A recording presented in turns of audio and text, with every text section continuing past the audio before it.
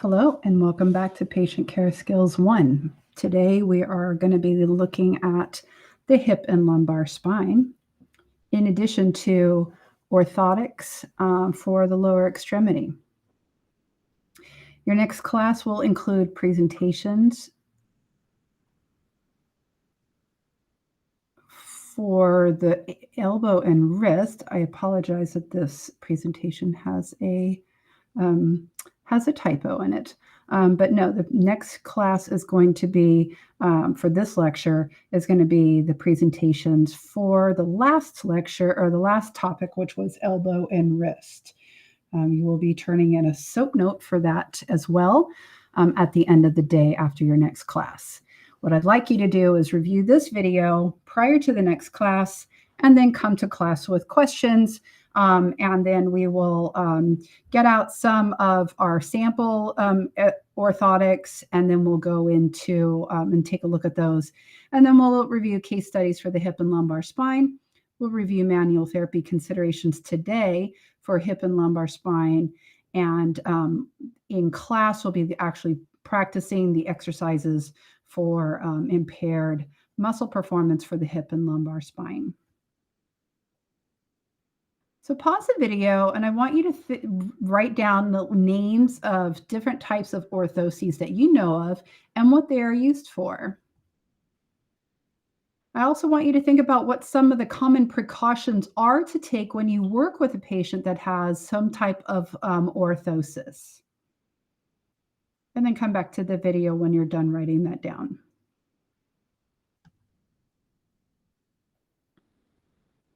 So there are many things that orthotics can do, orthoses can do for the lower extremity, and in some, and also for the upper extremity. But today we'll be focusing on those orthotics for the lower extremity.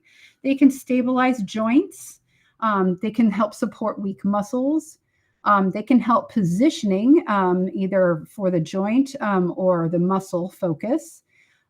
They can provide protection. So if you've had surgery, some kind of orthotic device, orthosis, can help protect the surgical area from outside forces, from external forces.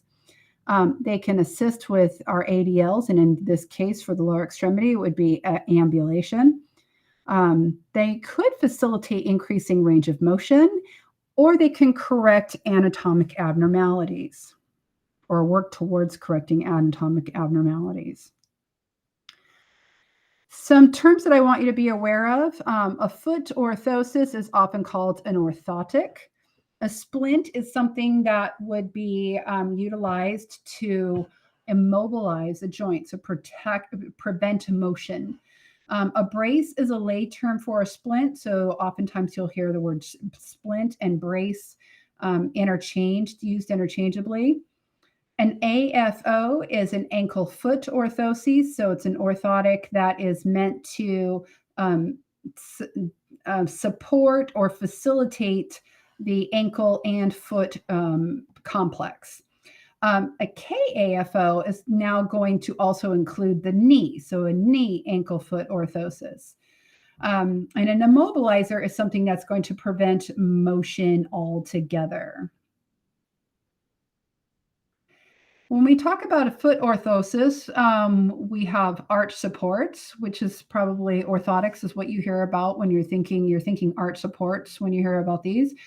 This can help patients with diabetes, plantar fasciitis, heel spurs, pronation issues, or overpronation issues. If they have ulcerations or collapsed arches, they can benefit from the use of custom-made arch supports.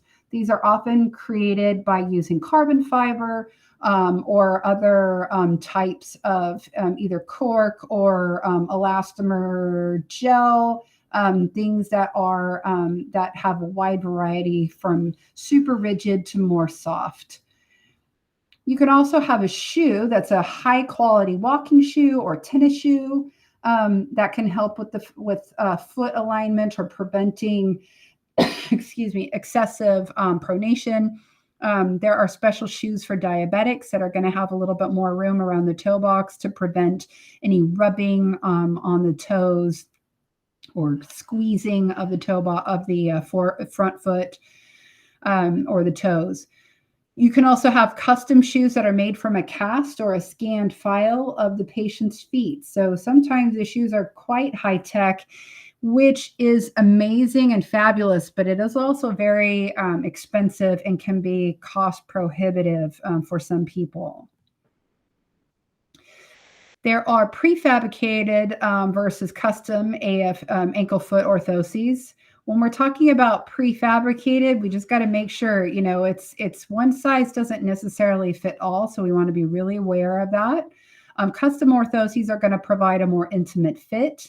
And then thus it's going to create an orthosis that the patient can wear for longer periods of time. The design of the orthosis depends on the patient's requirements, the patient's expertise in the componentry selection. So I'll show you what we mean by that in just a moment. So we can start with the most basic of stirrup splint, which is going to limit the amount of inversion and eversion that can happen at the talocrural joint. We can go to more involved or supportive splints. Now, this is going to have metal stay possibly on both sides of the ankle, and the lace up, the lace up design, which is going to provide variable amounts of support. The nice thing about a lace-up design is that if the ankle is swollen, you have a little bit of leeway to work with this, right? Oftentimes, these also will come with an extra Velcro strap to help prevent mobility or excessive mobility. And then lastly, the most restrictive would be the boot walker or a cam walker. A cam walker, you see the bottom is going to be convex, and so that's going to facilitate a walking motion. It's tricky because when you don't have the ability to dorsiflex your foot during gait, that lack of motion sometimes gets taken up higher up in the knee. So you want to be aware that you're educating your patient on taking smaller steps, not to push themselves too hard, too fast with this boot walker. Also, the opposite shoe needs to be of a certain height to complement this. Otherwise, you're going to be looking at one leg that is now artificially become longer than the other, which is going to translate into abnormal forces on the spine and pelvis. We talk about combination orthoses, so that AFO or ankle foot orthoses can help facilitate motion in the case of a patient who has a foot drop, so maybe after a nerve injury or a stroke. The AFOs are good for holding the ankle-foot complex at 90 degrees. AFOs will limit inversion and eversion as well and place the foot in a subtalar neutral position, particularly ones that have been custom designed for a patient. Sometimes we can add a leaf spring can be added to the AFO in order to allow for more mobility. It can allow for dorsiflexion assistance, and so you can either have the ankle be stuck at 90 degrees, which, as you can imagine, will have some negative effects on gait, because you need dorsiflexion and you need a little bit of plantar flexion. You really need that dorsiflexion. Here we can get into dorsiflexion, and yet that still is going to prevent the toes from dropping into plantar flexion when they lift up their foot. So if the foot is dropping, you drag in the toes, then they have to compensate by hiking the hip and bending their spine. So this is going to facilitate a more natural gait. So orthoses can be either static or dynamic. This would be static in that no movement is happening, and this would be more dynamic that allows for movement to happen. We move up to the knee, we have different means of bracing and supporting the knee. So a knee sleeve is really going to just provide warmth or maintain a warmer temperature in the knee joint. That can be helpful for patients who have arthritis that get that comfort from having some increased warmth around the knee. There can be patellar tracking knee orthoses. So sometimes the sleeve will have some kind of apparatus that helps prevent the patella from tracking laterally during gait. It has to be in the right spot though. So if you're working with a sleeve that's sliding down, that may not be that effective. Same with the hinged knee orthotic. It has to be placed perfectly, in order to make sure that the hinging happens at the knee joint line, and it needs to be secure. There's lots of Velcro on these guys to help secure it firmly against the leg so that when the patient moves, it doesn't slide down and move that fulcrum into a non-ideal position. And that would go for the same for these guys. The fulcrum needs to be at the joint line. And so these can be used to help support arthritic knees. They can also help support a knee that has had a major surgery, such as an ACL reconstruction. A hip orthosis is going to be used just for that, to help stabilize the hip. So I've seen this I had a patient who had a total hip replacement that had been dislocated. And so in the recovery process from that dislocation, they did put this patient in this hip spica abduction orthotic that helped prevent the hip from adducting. And then there was most likely a stop. It'll allow for hip flexion, but not past 90 degrees, or probably for her, it was even less than 90 degrees, just to really protect the soft tissue while it was healing. So it's designed to reduce hip adduction, promote hip abduction, and allow for better control during gait and sitting, depending on the reason why they're using it. So they call this a swash, a sitting, walking, and standing hip orthosis.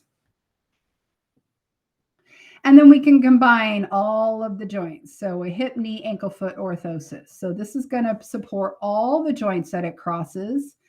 We have to be careful. The contraindications for a brace like this would be if the patient has severe contractures, if they're prone to muscle spasticity or involuntary movements. Obesity is a contraindication for this, and any poor upper extremity strength, because oftentimes if they need this level of support, it's because they don't have the neuromotor control over those individual joints.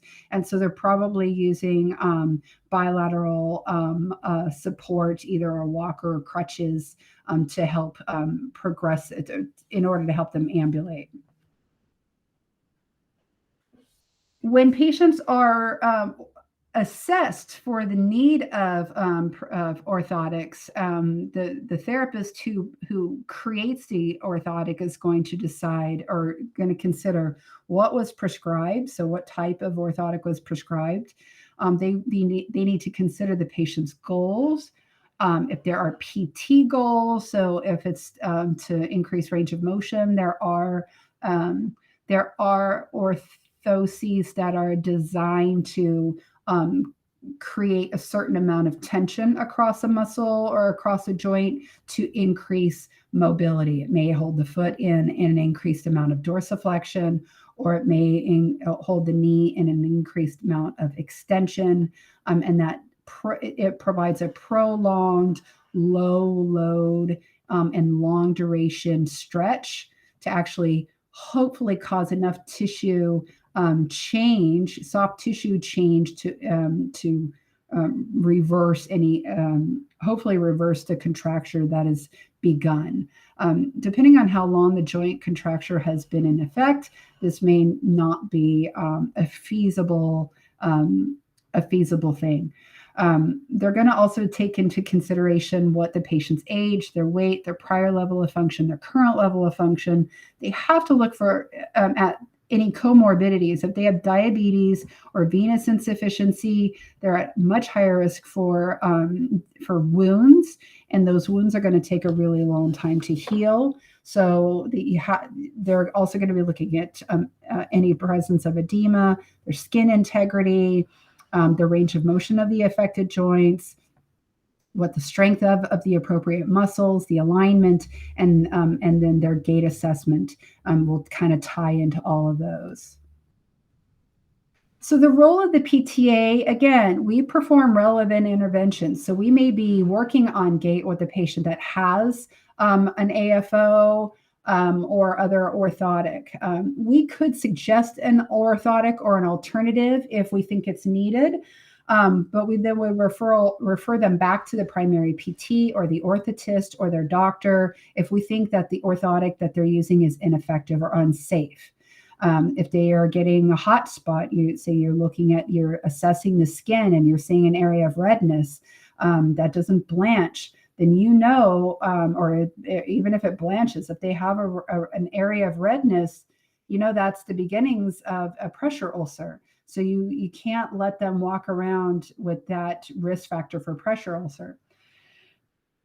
You want to share functional information with the PT and the orthotist to assist them in the prescription and fabrication. And we would always document everything that's appropriate with regards to those orthoses. Okay, moving on, let's think about considerations for the hip and the lumbar spine. Now, it's been a while since you talked about the hip and lumbar spine in your ortho class. I had ortho and orthotics stuck in my head. So something I want you to keep in mind is hip muscle weakness is very common in patients with low back pain, particularly glute weakness. So hip extension is often weak in patients who have low back pain. So chicken or the egg, does one cause the other, is hard to say. I'm just saying that in all my years in PT practice, I was not surprised. I was more surprised if my low back patient had 5 out of 5 hip extension strength. That would typically surprise me. But typically I would see they would have pretty weak glutes. Pelvic alignment will influence hip and lumbar alignment. So if there's a pelvic obliquity, if there's an excessive anterior rotation of the pelvis, that's going to feed into lumbar lordosis. And the excessive lumbar lordosis is going to be, going to feed into that anterior hip, that anterior pelvic rotation. That may be because the hip flexors are very tight, or a combination of the hip flexors are tight and the glutes are weak. So we need to correct that by making sure the psoas are stretched out and nice and flexible, and that the glutes are nice and strong. Tensor fascia lata and glute min can also refer pain to the lateral knees. So if you're working with the patient with lateral knee pain, palpate the TFL and the glutes and just see if there are any referral, if you notice any referral pattern happening. Glute med can also refer to pain to the ipsilateral low back. So keep that in mind when you're working with your lumbar patients. And the QL can refer pain to the lateral hip. So glute med going to the low back going to the glute med. So make sure you're palpating all the muscles that are of interest in these areas.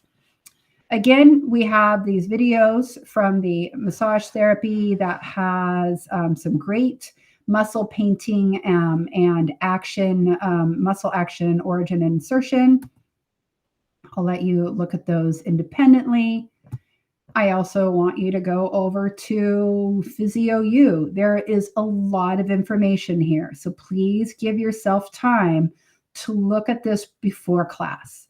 We have bony structures to look at, soft tissue structures.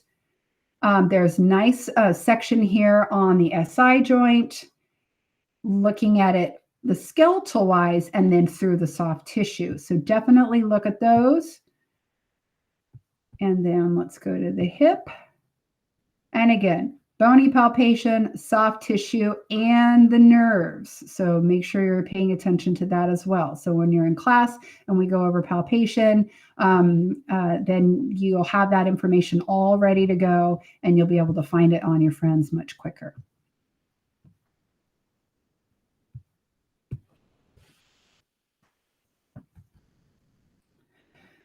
Okay, so exercises. Again, we are going to go over these in lab.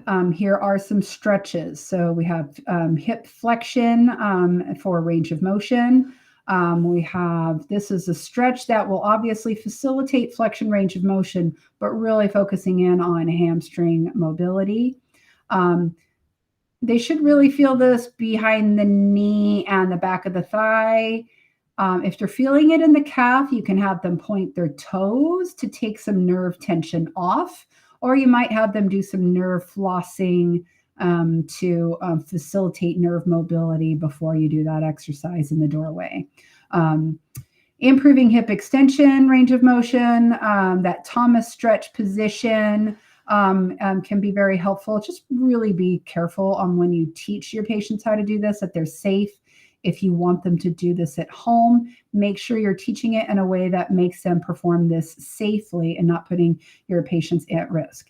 Same thing with the fencer stretch. If they are kneeling, they need to be strong enough to stand up from that position. So you might even have them do that near a large piece of furniture to help support them standing back up if they're not strong enough to stand up on their own. Different hip rotation stretching. This is a figure 4, but utilizing a belt to get that hip rotation. For those who have really great rotation, they can go ahead and grab the opposite leg. If they don't have great rotation or they don't have this much flexibility, they can perform in a seated position and push the knee down for that extra external rotation. They can pull the knee up for some internal rotation and additional stretch. Strengthening exercises for hip extensors. So glute set would just be an isometric hip glute set, right? So you're just activating that muscle in a neutral position, isometric. There's different ways of getting hip extension. Some lumbar patients don't tolerate being in a prone position. So you might put pillows under their belly for this. Watch that they're lifting with their hip muscles and not their spine. Their lumbar spine should not be overarching with this. And they should not be lifting, that side of the pelvis should not be lifting in the air. That would be trunk rotation. The body is very tricky and knows how to make the leg lift without using the muscle that is weak. If it's too weak, then they may have to do it standing. Oops. And especially if they don't tolerate that. Standing, again, have them engage their abdominal muscles to prevent that excessive lordosis. Make sure that they are keeping the knee straight and not just bending the knee to get the foot to go off the ground. Bridging is one of my favorite exercises, and there are a million variations on a bridge, okay? So think of the basic bridge exercise, and then think about ways that could become more complicated. You could have them do a heel raise. You can have them do a march. You could have them put a band around their knees and have them do an isometric abduction while they do their bridge. You could put a ball between the knees and have them do an isometric adduction as they do the bridge. You can put something unstable under their feet, either a ball, which then may mean their knees are extended, or a foam roll. Be very careful. When the hamstrings are weak, they will, and if the hamstrings are compensating for weak glutes, people would tend to get really bad, nasty Charlie horses when you overload the hamstring. So don't overload too fast. If they can't do a bridge without a Charlie horse, then you will not be able to advance them. And you might not be able to even continue with the exercise.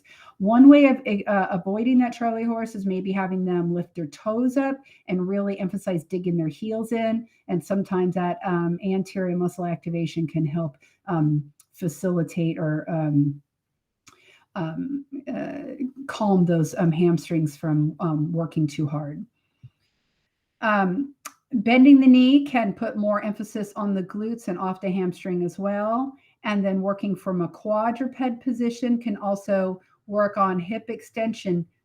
He's only going to neutral, but he's working on hip extension because he went from hip flexed to hip neutral, right? Low back does not arch when you do it. External rotation. So we have our side lying clamshells, prone heel squeeze, which again is working that external rotation isometric. You can do supine. This guy's got a belt, so he's doing an isometric. You could put a TheraBand and have him do through partial range, but without being on their side if they don't tolerate it. Hip abduction, they can do standing with the band. The hip, the leg you're standing on actually is firing that glute med. Because remember, glute med is keeping the pelvis level. So as long as they're standing with a level pelvis, regardless of what they're doing with this leg, that glute med's firing. So that glute med's going to be very tired when they turn around and maybe do resisted hip abduction with that foot and now standing on this guy. You'll be surprised at how they'll complain about the opposite hip being sore. Same thing with side lying abduction. This guy is isometrically stabilizing and working. So when you roll over to do the other leg, that muscle's already going to be nice and tired. So just be aware of that. Variations on these exercises, you can have the patient do lateral walks or crab walks or lateral walks, and then monster walks is like a forward and a backward progression using the band and abducting kind of in that, but maintaining your knees in a relatively neutral position as well. Step up, step downs, lateral step ups. Other examples would be squats, lunge variations, deadlift variations, and steamboats, which would be the kind of like this last exercise, going forward, flexion, abduction, extension. Foam roll stretching. I've had different therapists have different opinions about this. The IT band in particular, if it's not painful, it's not helping. I don't know. I don't like painful, but I do appreciate when there's a good pain for a particular activity. Remember, the IT band isn't a stretchy material, so you're not necessarily stretching the IT band as much as you're mobilizing that soft tissue around the IT band. And so so that's one way of doing that. You can get some nice pressure and rolling out on these hip muscles, though, just as long as they tolerate it well. And as long as they have the sufficient shoulder and core strength to perform it. This requires a certain amount of mobility, and you are going to find that there are a lot of humans out there that do not have this kind of mobility. So they will not be doing this exercise. You're going to have to figure out something else for them. We talked about bridging with the gym ball earlier. There's also bridging gym ball with hamstring curls. Again, be very aware that your patients with really weak glutes may overuse their hamstrings and get cramps, really bad Charlie horses. But there's different progressions of that. Lumbar, spine, and abdominal stability. Remember, your abdominal muscles are designed to stabilize your spine. They can move your spine. So, crunches and sit-ups can happen, but really those muscles are designed to stabilize. So the best way to stabilize is to exploit that. Exploit the fact that your legs weigh something and that when you drop the knee to the side, these muscles have to stabilize the pelvis when that big weight goes to the side. When you lift your leg, that's a big weight that those muscles have to stabilize against. So if you're doing transverse abdominis bracing and then add a march, then you can add lifting up both legs and then lowering them down one at a time slowly. Again, you're working from the easiest, which would be supported position, TRA brace. And then you're going to advance it by adding the leg lift of one leg at a time. If that's too easy, then you can add the lifting of two legs and either lowering one heel at a time or lowering both heels at a time. Again, it's only good if they're stabilizing, if they're able to maintain that stability. Same thing with the dying bug progression, doing the arms by themselves, doing the legs by themselves, and then doing the alternate arm and leg.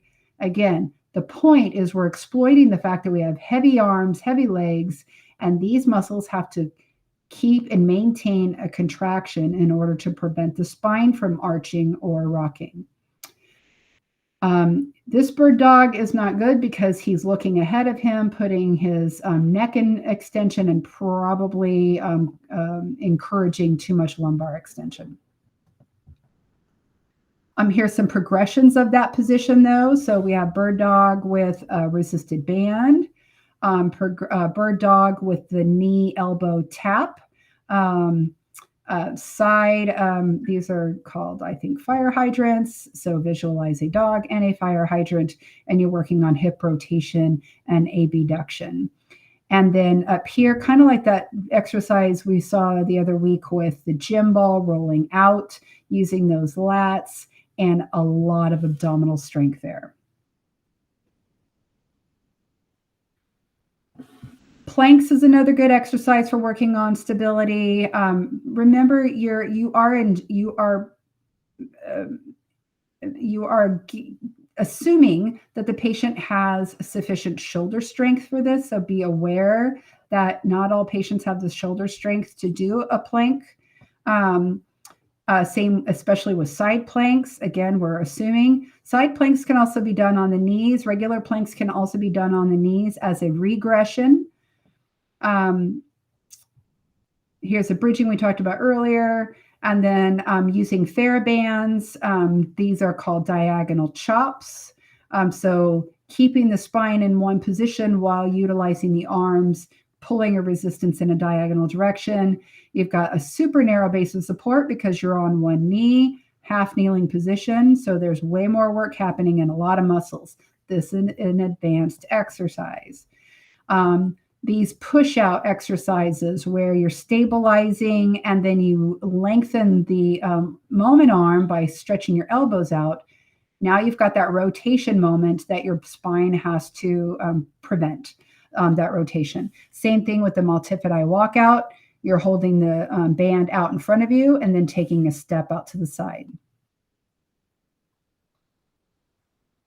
I want you to consider whether these are more advanced or less advanced in the exercises we were just talking about. And I want you to think about why and what use these exercises would be for. So again, thinking about which exercises look like a beginner and what looks like it's more advanced and how would that be progressed. You're going to have to know that when you get into the clinic. We will look at the hip and lumbar case studies in class. And have a wonderful day.